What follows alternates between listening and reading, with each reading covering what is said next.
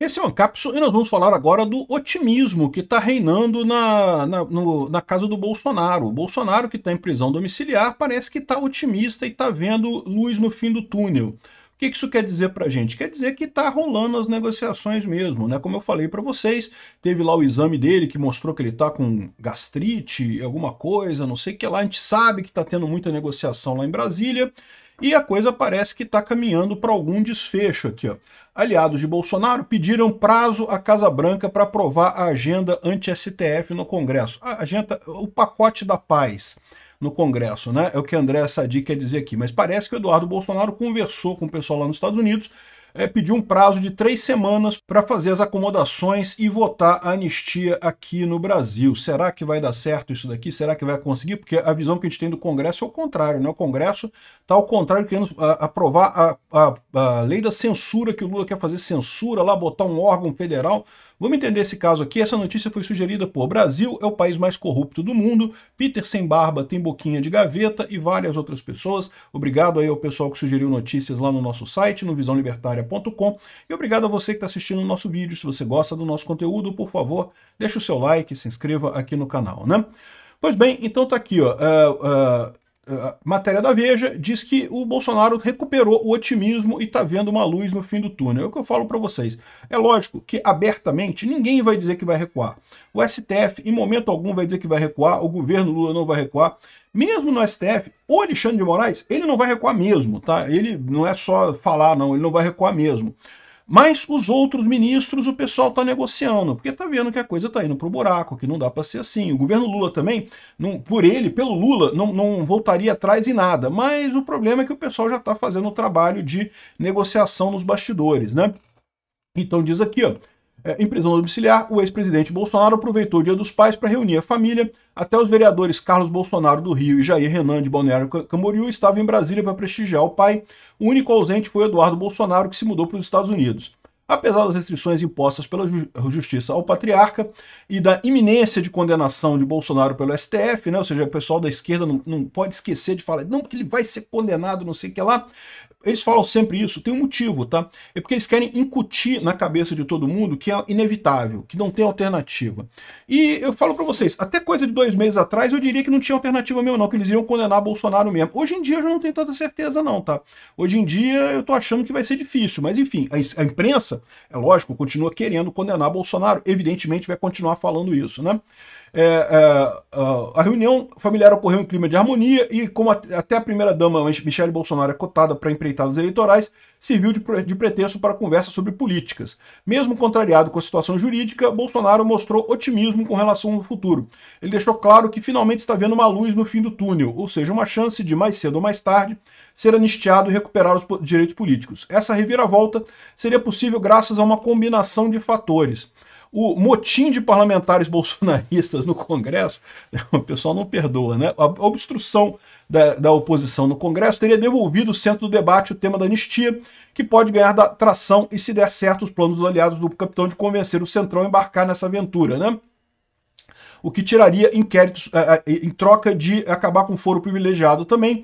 A anistia ampla, geral e restrita teria ressuscitado com a rebelião e a força da variação dos bolsonaristas, né? Como a gente já falou, parece que a opção é fazer essa anistia mesmo no Congresso, excluindo os planos de quem planejou matar pessoas e coisa e tal, porque isso o Hugo Mota tirou fora, né? Para ficar alguma coisa. E, além disso, a pressão do presidente Donald Trump, é lógico, evidente, né? Mudou a coisa, né? Junto com essas ações, o Trump indicou que poderá ampliar o cerco ao Brasil caso o capitão não se livre dos percalços judiciais. O Brasil tem algumas leis muito ruins acontecendo. Eles pegaram o presidente e o colocaram na prisão e estão tentando prendê-lo, né? Isso realmente é uma execução política, eles estão tentando fazer com o Bolsonaro. Acho isso terrível, né? Enfim, é lógico, o repórter fala aqui, ó, como de costume, esse otimismo ou a luz no fim do túnel enfrentará o duro teste da realidade. O repórter acha que não tem nada, não, que o pessoal vai entrar na Magnitsky mesmo com vontade, sem problema nenhum, para condenar o Bolsonaro. A realidade vai chegar assim, vai ser um teste duro de realidade mesmo, só não sei para que lado. Aqui, ó, aliados de Bolsonaro pediram prazo à Casa Branca para aprovar a agenda, o pacote da paz lá no Congresso. A Andréa Sadi, lógico, chama aqui de pacote anti-STF, mas é o pacote da paz, né, que o Flávio Bolsonaro propôs, né? O pacote negociado por deputados bolsonaristas com o ex-presidente Arthur Lira, como condição de encerrar o motim, inclui a PEC das prerrogativas, que visa exigir autorização da Câmara ou do Senado para que deputados possam ser processados ou até mesmo investigados criminalmente. Pela Constituição, esses casos tramitam pelo STF. A mudança do foro privilegiado para tirar do STF processos contra parlamentares e, creem os bolsonaristas, todos os processos contra o ex-presidente Jair Bolsonaro. Mas alguns dizem que não vai ser isso. De qualquer forma, não faz diferença, porque, por fim, a anistia com o objetivo de livrar condenados e investigados pelos atentados do 8 de janeiro e potencialmente Bolsonaro e os demais envolvidos na trama golpista, né? Então, esse é o pacote que o pessoal está tentando passar no Congresso. A gente sabe que está sendo negociado inclusive com o pessoal do STF. Já teve acenos no STF de o pessoal deixar passar esse pacote, e a questão toda é essa. Vai conseguir aprovar isso no Congresso? Essa que é a questão, né? Até que essas medidas avancem, segundo o blog apurou, o núcleo bolsonarista em Washington deve continuar a trabalhar para ampliar o alcance da Lei Magnitsky imposta contra o Alexandre de Moraes. Então, ou seja, o Alexandre de Moraes vai ser visado. Por enquanto, não vão fazer ações com nenhuma outra pessoa, nenhum outro juiz, nem Arthur Lira, ou Hugo Mota, ou Alcolumbre, nada. Por enquanto, vai focar ali mesmo, né? Mas, de qualquer forma, é isso daí. E por que 3 semanas? Porque é aproximadamente o tempo que antecede o julgamento de Bolsonaro no STF, marcado para começar no dia 2 de setembro. Ou seja, o pessoal vai ver se consegue fechar isso antes do julgamento do Bolsonaro. Bolsonaristas acreditam que, se Bolsonaro for condenado, a expectativa é que a Magnitsky atinja todos os ministros que votaram pela condenação do ex-presidente. Eu não descarto isso não, essa é a situação, né? O encontro, segundo o blog, durou 1 hora. A dupla entregou um relatório sobre como os bancos não estariam cumprindo a Lei Magnitsky no Brasil, e o Bessent falou que ia dar um jeito nisso daí. Ou seja, a estratégia parece que é essa. Até o dia 2 de setembro, termos essa votação da anistia na Câmara. Eu não sei se isso vai acontecer, tá? Porque a verdade é que o Hugo Mota continua insistindo que tem que votar a Lei Felca, né? A lei de censura que eles estão querendo colocar lá, que é uma lei absurda. Eu vou falar sobre isso num outro vídeo, mas essa parece que é a prioridade por lá, né?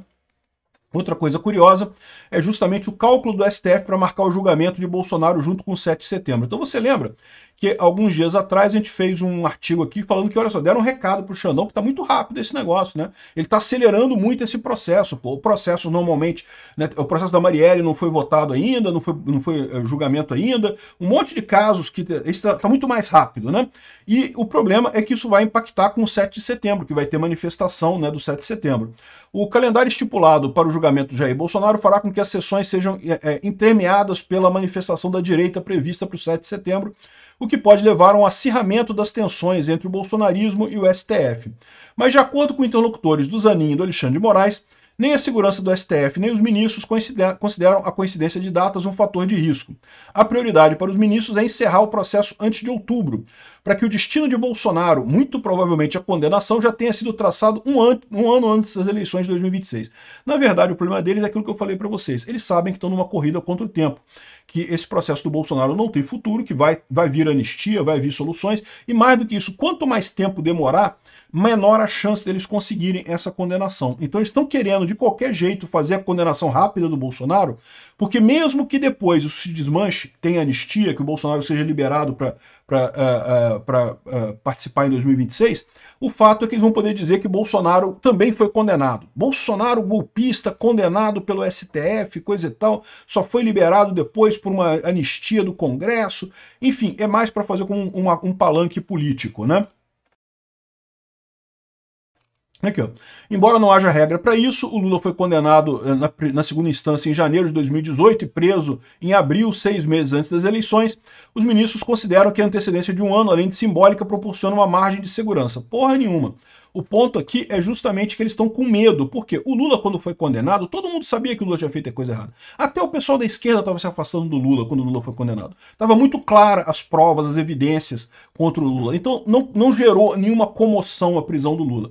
Entre os apoiadores mais diretos dele, é verdade, né? Fez aquele cinema todo ali no sindicato, lá em São Paulo, coisa e tal, mas saindo daquilo ali, não teve problema nenhum. No caso do Bolsonaro, eles sabem que vai ter. E eles sabem que à medida que vai chegando as eleições, fica mais complicada essa situação, né?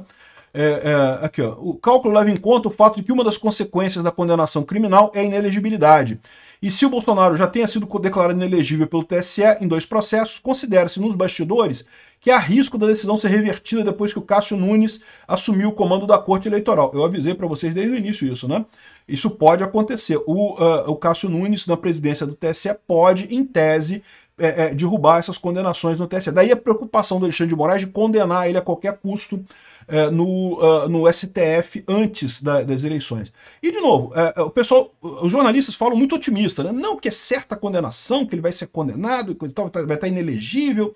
Você vê que esse é o objetivo deles. Eles não querem Bolsonaro participando da eleição de 2026 e nunca mais. Porque eles sabem que se participar vai ganhar.